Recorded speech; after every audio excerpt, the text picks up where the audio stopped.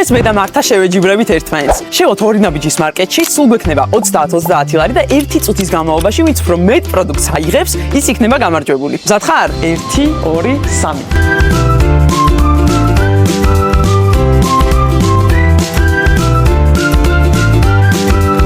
ესეც ასე მეგობრებო, დრო ამოიწურა და ახლა ვნახოთ თუ ვინ მოიგო. 1, 2, 3, 4, 5, 6, 15, 17. მოკლედ სულ გამოვიდა 23 პროდუქტი. უნდა გადამეხადა 52 ლარი, თუმცა გადავიხადე 30 ლარი. მოკლედ დავთვალოთ ახლა ჩემი პროდუქტები.